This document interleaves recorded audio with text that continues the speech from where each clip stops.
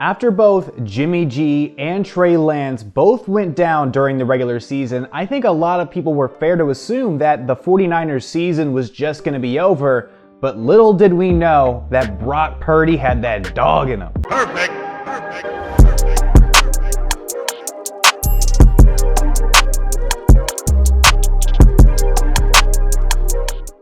So I talked about the San Francisco 49ers really not that long ago in the grand scheme of things when you take a look at the entire overarching season that we've gone through so far. And at the time, Jimmy Garoppolo was the then starter, the backup quarterback walking into the season behind Trey Lance, who had suffered a horrific injury earlier in the year.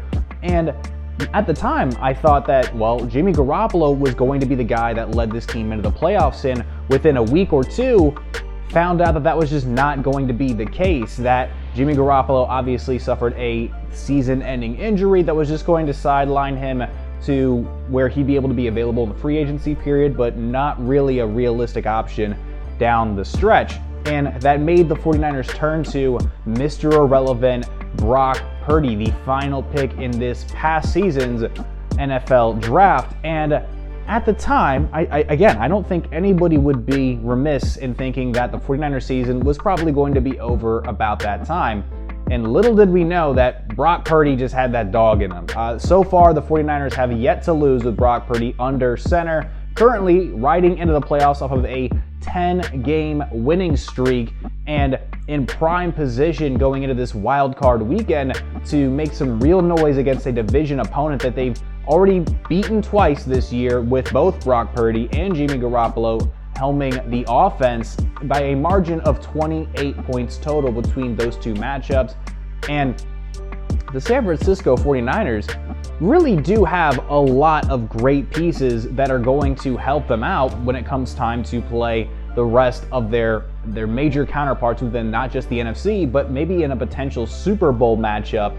And let's start things off firstly with what Brock Purdy has so far brought to the table. A 107 plus passer rating, an undefeated streak so far as an NFL starter. He's thrown for over 1,300 passing yards, 14 passing touchdowns if I'm not mistaken. I could be off by one or two there. Brock Purdy so far is absolutely dealing, along with the number of amazing offensive weapons that he has around him. Deebo Samuel returning and healthy for this playoff. Christian McCaffrey, Brandon Ayuk has also played very well. Of course, the ever versatile and ever present George Kittle, a phenomenal tight end. And of course, all-pro tackle Trent Williams holding down the anchor for Purdy's blind side, as well as the rest of a very strong offensive line. So plenty of amazing tools within the San Francisco 49ers offense for Brock Purdy to, throw to hand the ball off to check down to, and to stand behind. But even beyond just a magnificent offense being spearheaded by one of the better coaches in the entire NFL right now in Kyle Shanahan, defensively, the San Francisco 49ers have a great unit. Number one in the entire NFL in yards per game. Number two in total rushing yards allowed per game. About middle of the pack when it comes to passing yards allowed. But number one scoring defense. Number one turnover differential defense as well. An incredible unit being spearheaded by potential Defensive Player of the Year candidate Nick Bosa, who led the entire NFL in sacks this season to couple up a couple of forced fumbles as well. Nick Bosa, the San Francisco 49ers defense as a whole have been an absolute juggernaut. And when you put all of those pieces together, a quarterback that is not going to lose you games, at least not as far as we've seen in Brock Purdy, a number of amazing offensive weapons that know how to find the end zone, and obviously a fantastic defense spearheaded all again by a very good head coach hungry for his first Super Bowl victory. I think the 49ers have a ton of keys for potential success that could very well take them obviously even further than just this super wild card round, further than the division, even further than the conference, and maybe even beyond into potentially winning a Super Bowl. I think the 49ers, even without their number one and number two quarterbacks going into this season, still have just as much of a chance, in an NFC that really does still have a lot of potential questions.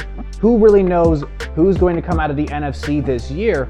But in my eyes, I think the 49ers have just as good of, if not maybe even a better chance than maybe even the rest of their constituents in their conference. So walking into this matchup, I'm really excited to see what the 49ers are going to bring to the table. I'm really excited to see just how Brock Purdy plays with this, amped up level of excitement that comes with an NFL playoff. I'm really excited to see what is actually going to happen this week. And honestly, I'm ready for some playoff football, and I'm sure you are too. So with the 49er hype up out of the way, let's move into our wild card round picks. First matchups are going to be on Saturday. So the Seattle Seahawks taking on the San Francisco 49ers. I'm going to be taking the 49ers.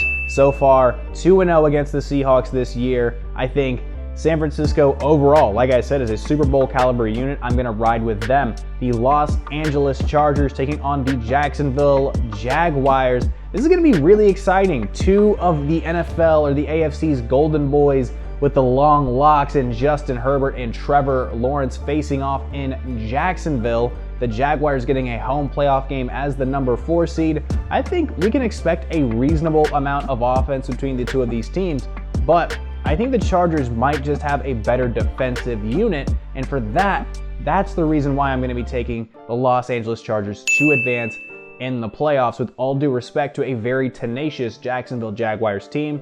Moving into the Sunday slate, Miami Dolphins heading back up to Buffalo to take on Josh Allen and the Bills. They have a lot of motivation to do these Bills, and honestly, I think the Bills are still considered a Super Bowl favorite within the AFC. I don't think that's really going to stop here, so give me the Buffalo Bills to get a win in the wild card and advance.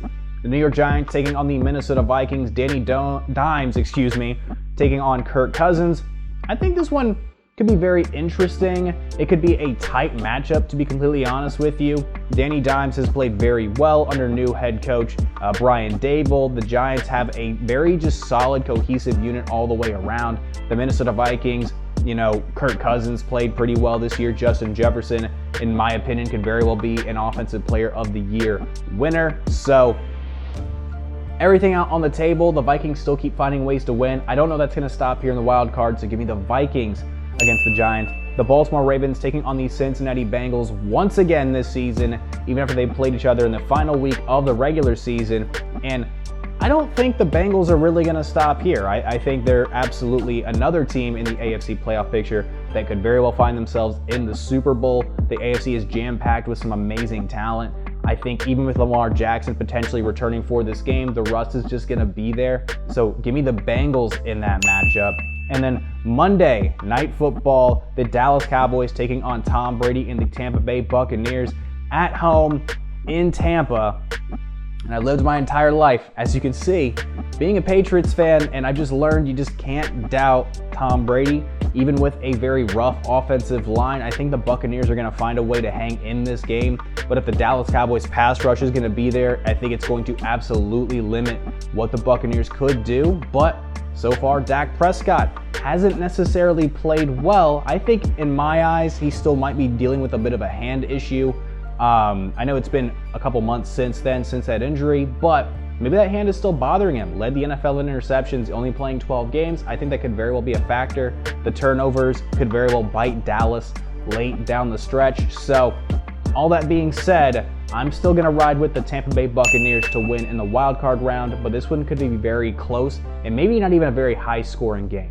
So all that out of the way, thank you so much for watching the video. A shorter one this week for the wild card round, not as many picks obviously. We got playoff football, so a lot of exciting things are going to be happening over the next month. So again, thank you so much for watching the video. Of course, feel free to stick around and watch some more content.